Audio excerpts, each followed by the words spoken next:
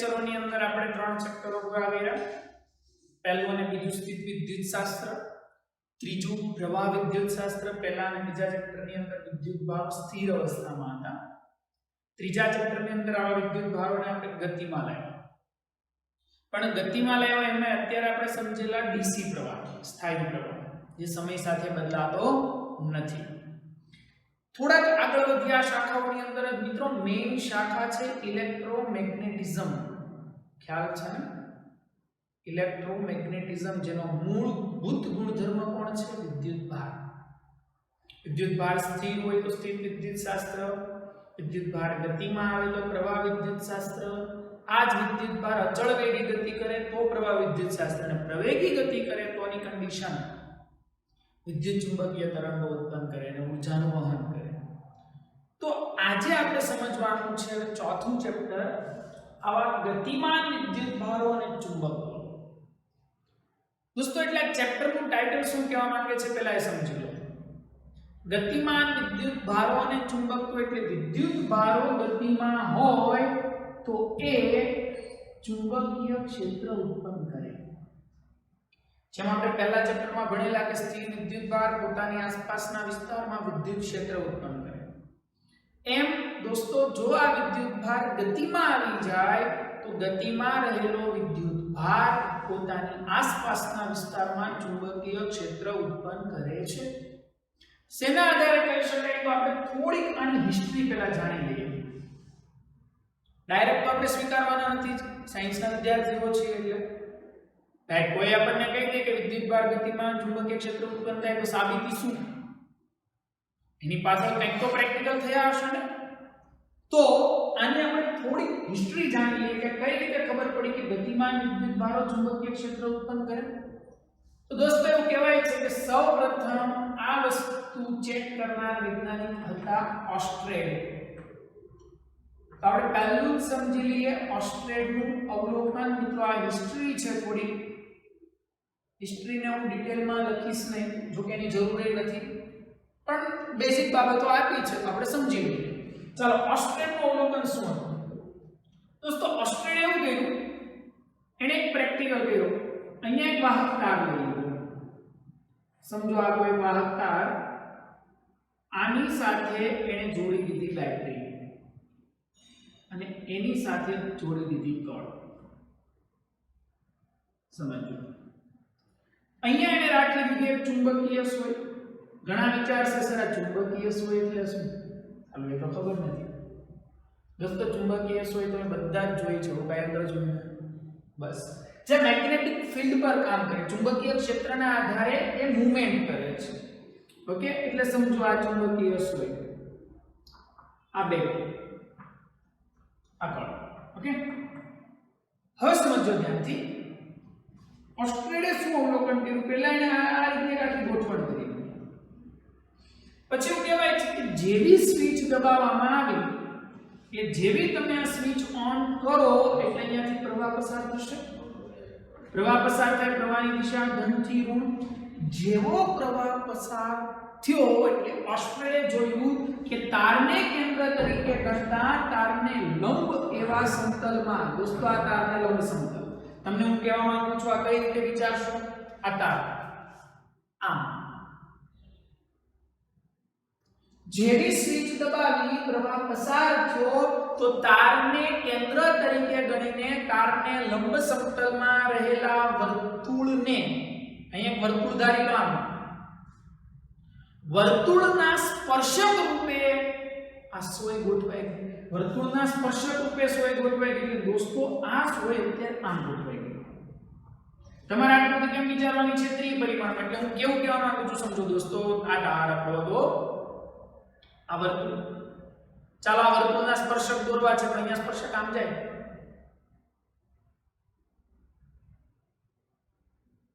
તમારી બાજુ હે ને, લંબ સમતલમાં રહેલા વર્તુળના સ્પર્શક રૂપ એટલે આમ.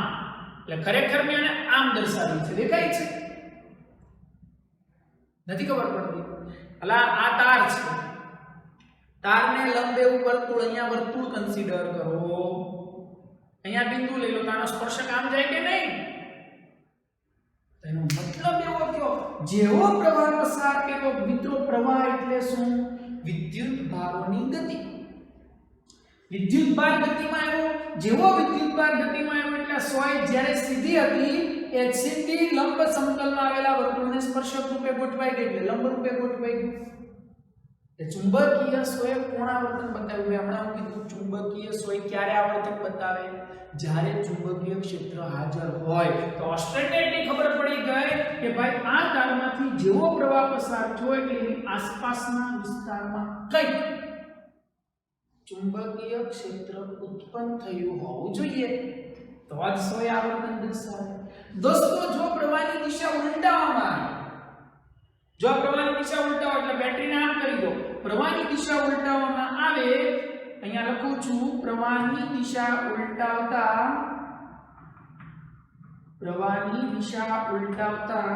સોયનું કોણાવર્તન પણ બદલાય છે સોયનું કોણાવર્તન પણ ઉલટાય છે એટલે મિત્રો આ જે સોય આમ થઈ જશે આ જ આકૃતિ પાછી દોરી દેવાય અને આ સોય નામ બતાવી દેવાનું બીજું એવું જોવા મળ્યું ઓસ્ટ્રેડને કે સોયને તારની નજીક લઈ જતા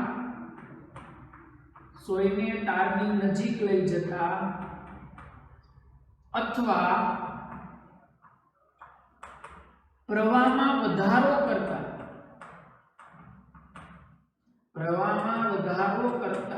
કોણાવર્તન વધે છે એટલે આ બધું પ્રેક્ટિકલની અંદર ઓસ્ટ્રેડે જોયું એટલે જ ઓસ્ટ્રેડ એવા નિર્ણય પર આવ્યા કે કોઈ પણ ગતિ કરતો વિદ્યુતભાર દોસ્તો પ્રવાહ એટલે ગતિ કરતો વિદ્યુતભાર જ ને તારમાંથી પ્રવાહ ગયો એટલે એનો મતલબ શું થયો તારમાં વિદ્યુતભારે ગતિ કરતો વિદ્યુતભાર પોતાની આસપાસના વિસ્તારમાં ચુંબકીય ક્ષેત્ર ઉત્પન્ન કરે છે એટલે જ ચેપ્ટરનું ટાઇટલ શું છે ગતિમાન વિદ્યુતભાર અને ચુંબકત્વ સૌથી પહેલું કોણે જોયું ઓસ્ટ્રેડે ઓસ્ટ્રેડનો એક સામાન્ય પ્રયોગ છે ક્લિયર ત્યાર પછી મિત્રો એવું કહેવાય છે કે 1864 ની અંદર આ બધી હિસ્ટ્રી છે જેનું કોઈ કંઈ કામ નથી આવ્યું જેમ્સ મેક્સવેલ કોણ જેમ્સ મેક્સવેલ આ એક વૈજ્ઞાનિક છે 1864 ની અંદર જેમ્સ મેક્સવેલે વિદ્યુત અને ચુંબકત્વને લગતા બીજા કેટલાક નિરીક્ષણો કર્યા વિદ્યુત અને ચુંબકત્વને લગતા કેટલાક પ્રયોગો કર્યા મેક્સવેલે આ પ્રયોગો દ્વારા વિદ્યુત ચુંબકીય તરંગ અને એવું સાબિત કર્યું કે પ્રકાશ વિદ્યુત ચુંબકીય તરંગ છે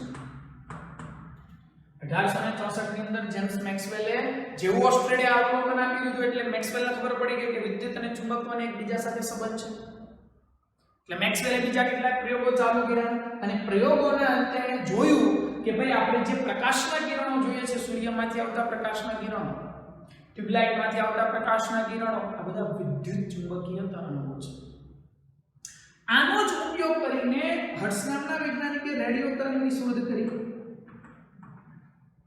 હર્ટ્ઝે કોની શોધ કરી રેડિયો તરંગ તમને ખબર છે સૌથી પહેલા અસ્તિત્વ કોનું આવ્યું FM રેડિયો હે ને ખ્યાલ છે ને તમને 101.1 વિવિધ ભારતી की ये सेवा बस दोस्तों तो आज रेडियो काम करे છે કયા તરંગો રેડિયો તરંગ એ વિદ્યુત ચુંબકીય તરંગ છે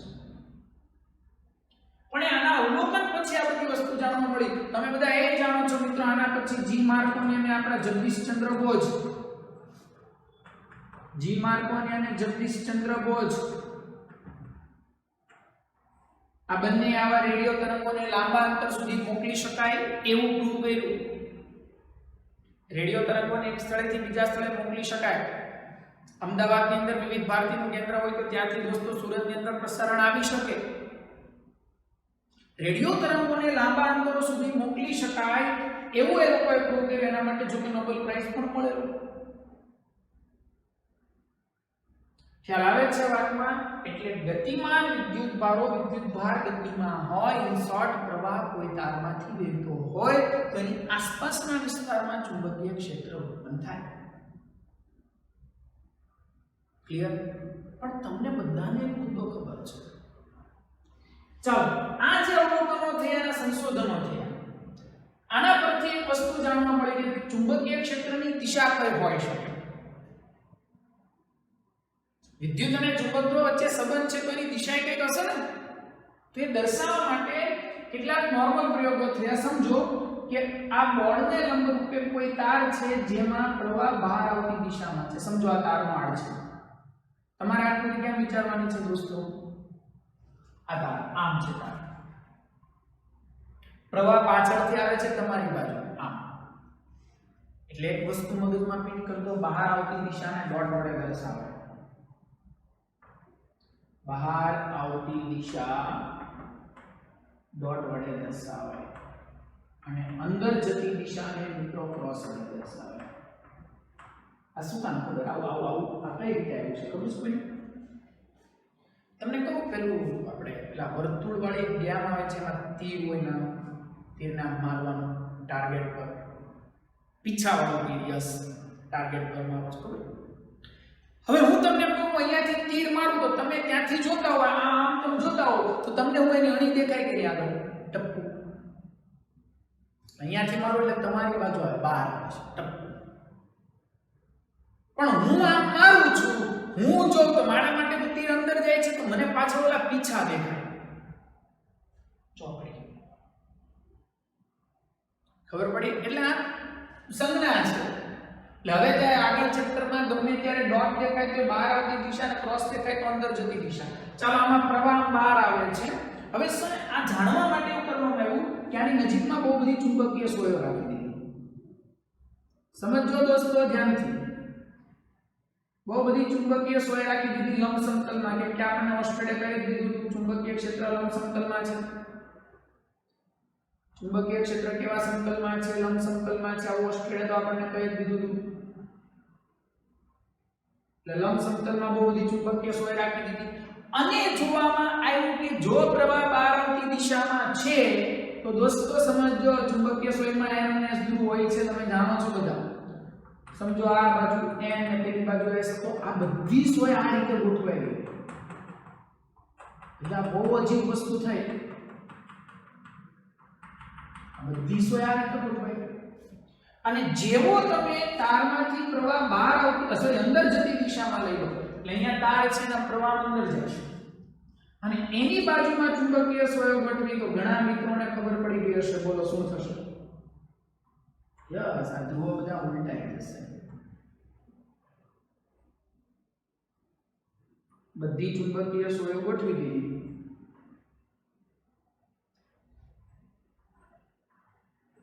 તો આ જેટલા ધ્રુવ આમ છે ને એ બધા ઉલટાઈ ગયા. હવે પછી આ આમ થઈ. એટલે તો યાદ કરો, હમણાં ઓસ્ટ્રેલિયા અવલોકનમાં એક મસ્ત વસ્તુ આપણને કીધેલી. બોલો શું કીધેલી? પ્રવાહની દિશા ઉલટાવતા કોણાવર્તન પણ ઉલટાય છે. એટલે સોય પહેલા બધી આમ હતી, એ હવે આમ થઈ ગઈ. ક્લિયર? સમજ પડી ગઈ? એટલે આ પ્રયોગથી જોઈ શકો છો તમે કે તારમાંથી પ્રવાહ પસાર થાય તો તારને લંબ, જો તાર આમ છે અહીંથી આમ અંદર પ્રવાહ જાય છે, એને લંબ સમતલમાં ચુંબકીય ક્ષેત્ર ઉત્પન્ન થાય છે. એટલે સોય આ રીતે ગોઠવાયું હોય ને. આ બીજામાં ગઈ લંબ સમતલમાં ચુંબકીય ક્ષેત્ર ઉત્પન્ન થાય છે. દોસ્તો એક બીજો સવાલ મારે તમને પૂછવો છે. તમે જરાક વિચારીને મને આન્સર આપો. આનો કાઢી નાખો છો, હવે આની માટે બહુ જરૂર નથી. એક સિમ્પલ મને લોજિકલ ક્વેશ્ચન સમજાવજો. સમજો અહીંયા કોઈ વિદ્યુત ભાર સ્થિર છે, આસપાસ શું ઉત્પન્ન કરે?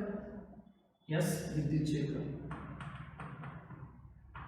યસ, સદિશ રાશિ છે તો આ કેરેટ લખશો. હા, અને આમ પણ લખાય કે એટલે 1/4 પાઈ એપ્સિલોન 0.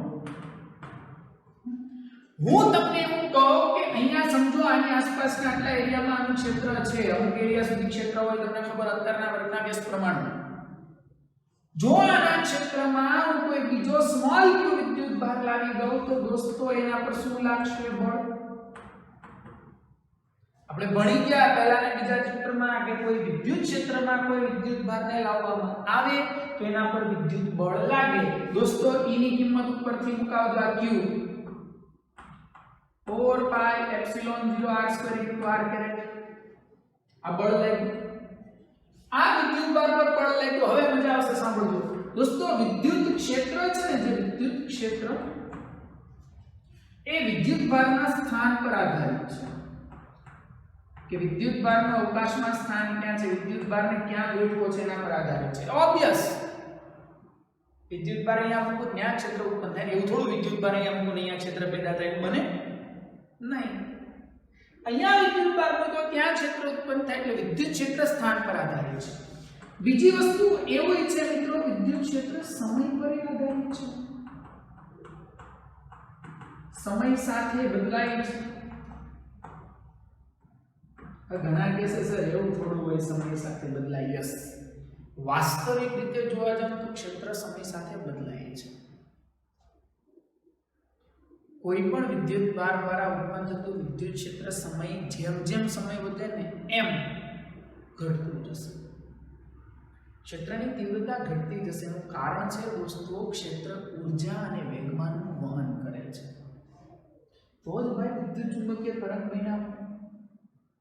વિદ્યુત ચુંબકીય તરંગમાં વિદ્યુત અને ચુંબકત્વ બેય છે અને તરંગો જ આપણે લાંબા અંતર સુધી મોકલીએ. મેં તમને કીધું ને, જગદીશચંદ્ર બોઝ અને જી માર્કોનીએ શું કર્યું? રેડિયો તરંગો ઉત્પન્ન થયા અને લાંબા અંતર સુધી મોકલ્યા. કોઈ પણ વસ્તુ લોંગ ડિસ્ટન્સ સુધી ક્યારે ગતિ કરે દોસ્તો? એની પાસે ઊર્જા હોય તો.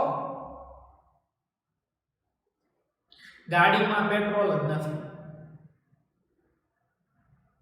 અને ઇલેક્ટ્રિક ગાડી હોય તો સમજો બેટરી જ નથી, તો હું એ ગતિ કરશે ન કરે. કેમ? કેમ કે સાહેબ કોઈ પણ પેટ્રોલ ડીઝલ એન્જિનને ઊર્જા જોતી છે તો એના માટેનું બળતણ જોઈએ.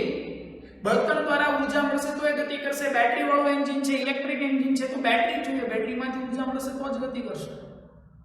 એમ વિદ્યુત ચુંબકીય તરંગ ગતિ કરે છે એટલે એનો મતલબ એવો છે કે વિદ્યુત ક્ષેત્ર જેમાં હાજર છે એ વિદ્યુત ક્ષેત્ર ઊર્જા અને વેગમાનનું વહન કરે છે.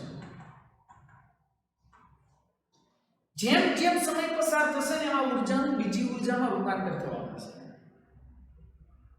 એના કારણે એમ કહેવાય કે સમય સાથે ક્ષેત્ર બદલાય એટલે ઊર્જા બદલાશે, ક્ષેત્ર બદલાશે. જેમ જેમ સમય પસાર થાય એમ ઊર્જા બદલાય, ઊર્જા બદલાય, ક્ષેત્ર બદલાય. વાત બીજામાં ગઈ, સમજ પડી? હવે મારો જે મેઇન ક્વેશ્ચન છે એના ઉપર અત્યારે આપણે ટેમ્પરરી એવું ધારી લો કે સમય સાથે ક્ષેત્ર બદલાતું નથી. સમય સાથે વિદ્યુત ક્ષેત્ર બદલાતું નથી. ટેમ્પરરી એવું ધારી લો. ચાલો, એટલે સમજો ને આપણે બહુ લાંબા અંતર સુધી ગતિ નથી કરાવવાના. એટલે ઊર્જાનું બહુ લાંબુ વહન નથી, ઊર્જાનું બહુ વહન નથી એટલે વ્યય થશે નહીં.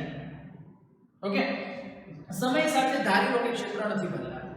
તો હું તમને એમ કહું, ચાલો ક્ષેત્ર નથી બદલાતું એટલે E અચળ. અચળ પેલા વિદ્યુત ભાર પર બળ લાગે દોસ્તો, યાદ કરો ન્યૂટનનો બીજો નિયમ. વિદ્યુત ભાર પર બળ લાગે તો વિદ્યુત ભાર એમાં આવી ગયો ગતિમાં. આહો મસ્ત સર, તમે લેવા ટોપિક મસ્ત ડેવની. જો વિદ્યુત ભાર ગતિમાં આવે તો ગતિમાન વિદ્યુત ભાર ઉત્પન્ન કરે ચુંબકીય ક્ષેત્ર. દોસ્તો ચુંબકીય ક્ષેત્રની સંજ્ઞા B છે અને એ સદિશ રાશિ છે. રેડી? ગતિમાન વિદ્યુત ભાર ચુંબકીય ક્ષેત્ર ઉત્પન્ન કરે છે. ચુંબકીય ક્ષેત્ર પણ સમય સાથે બદલાય છે. ઓફ કોર્સ ચુંબકીય ક્ષેત્ર પણ સમય સાથે બદલાય. બેસ્ટ એક્ઝામ્પલ આપું સાહેબ, લાંબો સમય સુધી તમે ચુંબકને પડ્યું રાખો ને તો એની તીવ્રતા ઓછી થઈ જાય. નવા ચુંબકમાં જે આકર્ષવાની વૃત્તિ હોય ને લોખંડને, એમ લાંબો સમય સુધી રાખી મૂકો, 5 વર્ષ 10 વર્ષ પછી તમે જોશો કે એનું ચુંબકત્વ ઓછું થઈ જશે. સમય સાથે ચુંબકીય ક્ષેત્ર બદલાય છે. આ વાત બીજામાં રાખજો. ક્લિયર? ખબર પડી ગઈ? એટલે વિદ્યુત ક્ષેત્ર ઉત્પન્ન થવાનું કારણ વિદ્યુત ભાર છે, એમ ચુંબકીય ક્ષેત્ર ઉત્પન્ન થવાનું કારણ ગતિમાં આવતો વિદ્યુત ભાર છે. એટલે જો વિદ્યુત ભાર સ્થિર હશે તો ક્ષેત્ર ઉત્પન્ન કરશે. ક્ષેત્રના અંદર બીજો વિદ્યુત ભાર લાવશો તો એના પર બળ લાગશે, બળના કારણે ગતિમાં આવશે, ગતિમાં આવશે તો ઉત્પન્ન કરશે ચુંબકીય ક્ષેત્ર ઉત્પન્ન કરશે. Okay fine. તો હું તમને થોડાક મુદ્દા ક્લિયર કરાવું, ધ્યાન આપજો. આ કોઈ થિયરીનો પાર્ટ નથી, સમજવા માટે છે. સમજો આ કોઈ વાહક તાર છે. ચાલો આમાંથી દોસ્તો અહીંયાથી આમ પ્રવાહ વહે છે, I જેટલો પ્રવાહ જાય છે. આખા તારની લંબાઈ માની લો થોડી વાર માટે L છે. દોસ્તો મને એક નાનો એવો ખંડ વિચારો. આખા તારની લંબાઈ L તો મને કહો ની આની લંબાઈ કેટલી dl. પ્રવાહ કેટલો જાય I. યાદ રાખો dl જેટલી લંબાઈ ધરાવતા સૂક્ષ્મ ખંડમાંથી I જેટલો પ્રવાહ જાય અને નિર્માણ થાય IDL, જેને વિદ્યુત પ્રવાહ ખંડ કહેવાય. આ ભૂલાવું ન જોઈએ. આખા તારની લંબાઈ L, પ્રવાહ I જાય છે તો કે I તો બધેથી સેમ જ જવાનો, વિદ્યુત ભારનું સંરક્ષણ થાય ને. મેં ખંડ વિચારી લીધો, ખંડની લંબાઈ dl, પ્રવાહ તો એમાંથી I જ જાય છે ને. I જેટલો પ્રવાહ ધરાવતો dl જેટલી સૂક્ષ્મ લંબાઈનો ખંડ, I જેટલો પ્રવાહ ધરાવતો dl જેટલી સૂક્ષ્મ લંબાઈનો ખંડ એટલે વિદ્યુત પ્રવાહ ખંડ કહેવાય. હવે જમ રાખજો. બીજું ઓકે, સમજો આડછેદનું ક્ષેત્રફળ, તારના આડછેદનું ક્ષેત્રફળ કોઈ a છે, તો તમે મને કહો ને આ ખંડનું કદ શું થાય? યસ, dv બરાબર, યાદ કરો મેં શીખવાડ્યું છે ક્ષેત્રફળ ગુણ્યા લંબાઈ, પાઈ r સ્ક્વેર l. પાઈ r સ્ક્વેર એટલે આડછેદનું ક્ષેત્રફળ, મેં તમને એ આપી દીધું છે. ખંડની લંબાઈ dl તો ખંડનું કદ a dl થઈ ગયું. ભાઈ સંખ્યા ઘનતાનું સૂત્ર શું હતું? n/v. સંખ્યા ઘનતા બરાબર n/v, એકમ કદમાં રહેલા વિદ્યુતભારિત કણોની સંખ્યા. ઓહો, તો મારે જાણવું છે કે આ ખંડમાં કેટલા કણ હશે. ખંડમાં વિદ્યુતભારિત કણોની સંખ્યા મારે જાણવી છે. બોલો, n બરાબર n a dl. આ બે જમા રાખજો. ખંડમાં રહેલા વિદ્યુતભારિત કણોની સંખ્યા કેટલી થઈ ગઈ? n a dl. ક્લિયર? આટલી ખબર પડી? ચાલો હવે મજા આવશે. થોડાક મુદ્દા મારે તમને શીખવાડવા છે. આયરો આ મગજમાં રાખજો. આ પ્રસ્તાવનાની કોઈ જરૂર નથી, તમે ચોપડીમાંથી લખી લેજો. ચોપડી પ્રમાણે મેં બધા મુદ્દા મેં વિસ્તૃત નથી લખ્યા, મારે કંઈક સમજાવવાની હતી. ઓકે, અરે વાહ, આની તમને જરૂર છે. ઓકે, જસ્ટ અ મિનિટ હે દોસ્તો, થોડું સાફ સફાઈ કરવી પડશે ને.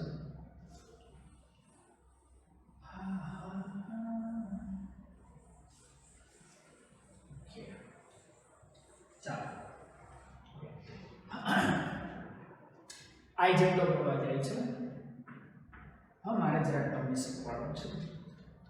ચુંબકીય ક્ષેત્ર, આની આજુબાજુમાં ચુંબકીય ક્ષેત્ર ઉત્પન્ન થશે. હવે ઓસ્ટ્રેલિયા કીધું, ભાઈ આપણે નથી કહેતા. પ્રવાહધારી તાર છે, ગતિમાન વિદ્યુતભાર આસપાસના વિસ્તારમાં ચુંબકીય ક્ષેત્ર ઉત્પન્ન થાય. ઓકે, તો બોલો જરાક આમાંથી મેં તો પ્રવાહનો અંક લખી શકું n a q v. કેટલાને યાદ છે? Chapter 3 drift wave. I બરાબર અનેવિડી અને ઈ હતો ને, અહીંયા q લીધું મેં. બંને બાજુ dl વડે ગુણાકાર કરો. n a q v dl. દોસ્તો યાદ રાખજો, સ્થાનાંતર સદિશ એ સદિશ રાશિ છે, વેગ એ ડ્રિફ્ટ વેગ એ સદિશ રાશિ છે. એટલે આને તમે આમ લખો તો એમાં કંઈ ખોટું નથી. કા ખબર? વેગનું સૂત્ર છે સ્થાનાંતરના છેદમાં સમય વેગ સદિશ રાશિ છે. બોલો વેગની દિશા ક્યાં હોય? સ્થાનાંતરની જ દિશામાં. આ બંને એક જ દિશામાં હોય એટલે આ સદિશ અહીંયા દોરો તો કઈ પ્રોબ્લેમ નથી. કારણ લખી દો, વેગ અને સ્થાનાંતર એક જ દિશામાં હોય છે. હવે સમજો, ચાલો ધ્યાન આપજો મિત્રો. એટલે મને ખબર પડી ગઈ કે આ ખંડ આટલો છે. દોસ્તો સાંભળજો, IDL ધરાવતા ખંડને ચુંબકીય ક્ષેત્રમાં રાખતા તેના પર લાગતું ચુંબકીય બળ મિત્રો યાદ રાખો આ જેટલો પ્રવાહ ધરાવતા તારને જો ચુંબકીય ક્ષેત્રમાં રાખશો તો એના પર લાગતા બળનું સૂત્ર મેગ્નેટિક ફોર્સ સૂત્ર યાદ રાખવાનું છે આઈડીએલ ક્રોસ બી સૂત્રનો ઉપયોગ આપણે આગળ કરશું ફરીથી આખો તાર હોય તો આઈએલ ક્રોસ બી આખા તારની લંબાઈ L છે હું અત્યારે ખંડની વાર્તા કરું છું બીજા બધા ભૂલી જાય આઈડીએલ ક્રોસ એટલે જ મેં જો ને અહીંયા ડી લખ્યો સૂક્ષ્મ ખંડ માટે DFM is equal to IDL ની કિંમત NADLQ V cross B ચાલો આને જરા વ્યવસ્થિત લખો DFM બરાબર NADLQ V cross B સાંભળજો દોસ્તો આ મોલેક્યુલ ખંડમાં રહેલા વિદ્યુત ભારો પર લાગતું બળ શું મળી ગયું ખંડમાં રહેલા વિદ્યુત ભારો પર લાગતું બળ ખંડમાં રહેલા વિદ્યુત ભારિત કણો જોની જરા કેટલા છે એનડીએલ વાહ વાહ પર લાગતું ચુંબકીય બળ હા મસ્ત સવાલ પૂછવાનો આજે મળ્યું આટલા વિદ્યુત ભારિત કણો પર મળ્યું ને હું ક્રિયાશીલ પૂછું સાંભળો NaDl કણો પર લાગતું બળ બરાબર DFM તો મારે જાણવું છે એક વિદ્યુત ભારિત કણ પર આ બળ કોની ઉપર મળ્યું તો કે આટલા વિદ્યુત ભારિત કણો પર આટલા પર આ બધા પર ભેગા થઈને આટલું મળ્યું તો એક વિદ્યુત ભારિત કણ પર લાગતું બળ મારે જાણવું છે કેટલું થશે ચાલો એક કણ પર લાગતું બળ એટલે હવે હું FM કહી દઉં 1 ગુણ્યા DFM છેદમાં NaDl ચાલો DFM ની કિંમત મૂકીએ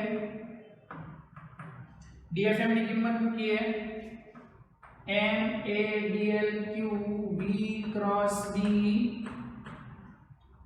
છેદમાં NaDl ગયા તો બોલો આ કામ થઈ ગયું Q V cross B દોસ્તો આ થઈ ગયું Q જેટલો વિદ્યુત ભાર ધરાવતા કણ પર લાગતું ચુંબકીય બળ શું થઈ ગયું Q જેટલો વિદ્યુત ભાર ધરાવતા કણ પર Q જેટલો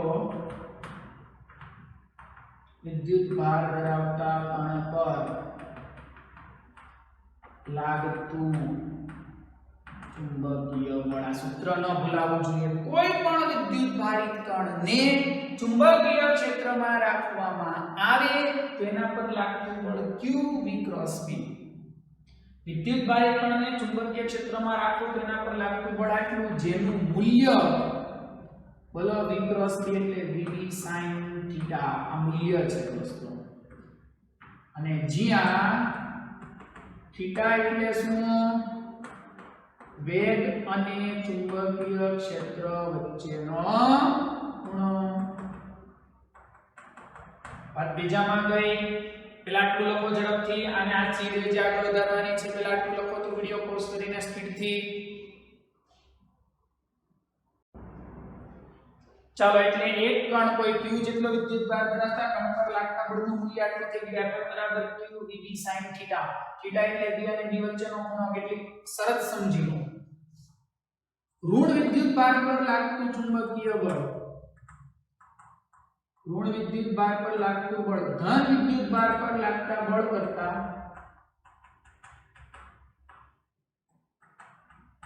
વિરુદ્ધ દિશામાં હોય ઓફ કોર્સ શું કામ જો સદિશ લખો તો અહીંયા ઋણ માટે શું લખશો માઈનસ q લખશો ને માઈનસ દિશા દર્શાવે હા એટલે ઋણ માટે જો બળ લખવું હોય તો આવું લખી શકો જો તમારે માઈનસ q નથી લખવું તો તમે આવું લખજો મીનિંગ તો સેમ જ થશે દોસ્તો b ક્રોસ b આમાં v ક્રોસ b કરો તમે b ક્રોસ b કરો થઈ ગયું સેમ કેમ કે આપણે જાણીએ v ક્રોસ b ની દિશા અને b cross b a cross b ની દિશા બરાબર માઈનસ b ક્રોસ a ની દિશા v થી b બાજુ આંગળી ઘુમાવવાની છે આમાં બી થી બાજુ ઘૂમવાનું છે તો કે વિરુદ્ધ દિશા આ ધ્યાન રાખજો બીજું જો થીટા 90 એટલે ચુંબકીય ક્ષેત્રને લંબ રૂપે ગતિ કરે લંબ રૂપે વિદ્યુત પારિત કણ ચુંબકીય ક્ષેત્રને લંબ રૂપે ગતિ કરે તો બળ મહત્તમ Fm થશે મેક્સિમમ અને કેટલું થશે મૂલ્ય લખવું હોય તો qvd પણ જો θ 0 અથવા 180 એટલે જો ચુંબકીય ક્ષેત્રને સમાંતર કે પ્રતિ સમાંતર ગતિ કરે તો ચુંબકીય બળ 0 समांतर के प्रति समांतर गति करे तो चुंबकीय बल 0 दिशा v क्रॉस dv दिशाમાં હોય બળ ક્યારે લાગશે જો કણ ચુંબકીય ક્ષેત્રને લંબ રૂપે જશે તો મહત્તમ લાગશે ઇન શોર્ટ 0 કે 180 ડિગ્રી ન જો 1 ડિગ્રી થી લઈને તમે 90 ડિગ્રી સુધી લઈ જાઓ મહત્તમ 90 થી લઈને 179 સુધી લઈ જાઓ પાછો લાગશે 180 અને 0 એ બળ નહીં લાગે બીજું જો વેગ 0 એટલે કણ સ્થિર હોય તો એ બળ કેવું 0 એટલે તો બોલો નામ જો ચેપ્ટર નું નામ જો ગતિમાન વિદ્યુત ભારત ચુંબકીય ક્ષેત્ર ઉત્પન્ન કરે આ સાબિતી મળી હતી જો આમ કેમ જો સ્થિર હોય તો વેગ 0 અને વેગ 0 તો બળ 0 તો બળ ગતિ કરે જ ને ક્લિયર સમજ પડી આમાં આટલું ખબર પડી ગઈ વાત ઓલું લખી લીધું છે આ લખી લીધું છે દોસ્તો સમજો જરા ધ્યાનથી હવે સમજો Fm બરાબર qvb sin θ તો b બરાબર Fm બાય qb sin θ ચાલો ચુંબકીય ક્ષેત્રની વ્યાખ્યા શીખવાડો ચુંબકીય ક્ષેત્રની વ્યાખ્યા શીખવાડો હો વિદ્યુતભાર ઇલેક્ટ્રિક કુલમ ચુંબકીય ક્ષેત્ર સોરી વેગ અહીંયા વેગ છે ચાલો વેગ લઈ લો 1 મીટર પર સેકન્ડ અને થીટો લઈ લો 90 તો બોલો Fm બરાબર b થઈ ગયું તો વ્યાખ્યા શું થઈ જો કોઈ એકમ ધન વિદ્યુત ભાર ચુંબકીય ક્ષેત્રને લંબ રૂપે એકમ વેગ સાથે ગતિ કરે વિદ્યુત ભાર 1 કુલમ એટલે એકમ ધન વિદ્યુત ભાર એકમ વેગ સાથે આમે બોલાય એકમ ધન વિદ્યુત ભાર એકમ વેગ સાથે ચુંબકીય ક્ષેત્રને લંબ રૂપે ગતિ કરે 90 ડિગ્રી એટલે લંબ ત્યારે એના પર લાગતા ચુંબકીય બળને ચુંબકીય ક્ષેત્ર કહેવાય લખાઈ જશે જાતે એકમ ધન વિદ્યુત ભાર એકમ વેગથી ચુંબકીય ક્ષેત્રને લંબ રૂપે દાખલ થાય અથવા ગતિ કરે ત્યારે લાગતા ચુંબકીય બળને ચુંબકીય ક્ષેત્ર કહેવાય એકમ શીખી લો એટલે વાર્તા પૂરી થઈ જાય newton coulomb metre per second theta ને એકમ હોય ને newton into second per coulomb into metre newton into second per coulomb into metre clear ને જેને વૈજ્ઞાનિક ટેસ્લાની યાદમાં લેવાય છે ટેસ્લાના બે એક થાય હા જો આમાં તમારે આગળ વધવું કુલમ બરાબર એમ્પિયર ઇન્ટુ મીટર એ લખાય ampere into metre square ampere into metre metre square newton into second per ampere into metre square एक बोला है तो वैज्ञानिक टेस्ला ની યાદમાં એકમ લેવાય છે ટેસ્લા એ ચુંબકીય ક્ષેત્રનો એકમ શું ટેસ્લા ચાલો પારિમાણિક સૂત્ર બનાવી દો newton m1 l1 t -2 second એટલે t1 એમ્પિયર એટલે a1 ને l2 બોલો m1 l -1 t -1 a -1 तो ऊपर गया है -2 न्यूटन એટલે m1 l1 t -2 बराबर second t1 ampere a1 metre square એટલે ऊपर गया -2 -1 e -2 + 1 -1 a -1 આ તો ટેસ્લાનું પારિમાણિક સૂત્ર ચુંબકીય ક્ષેત્રની વ્યાખ્યા અને પારિમાણિક સૂત્ર. ક્લિયર દોસ્તો? તો જો તમને પૂછે કોઈ વિદ્યુત ભારિત કણ પર લાગતા ચુંબકીય બળનું સૂત્ર તારવો તો તમારે અહીંયાથી સ્ટાર્ટ કરવાનું.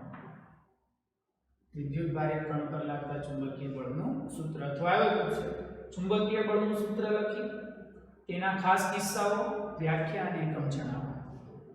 સૂત્ર લખી ખાસ કિસ્સાઓ, વ્યાખ્યા અને એકમ જણાવો. Okay, clear? પોઝ કરો વિડિયો અને આખું વ્યવસ્થિત રીતે ઉતારી દો. ચાલો લખો.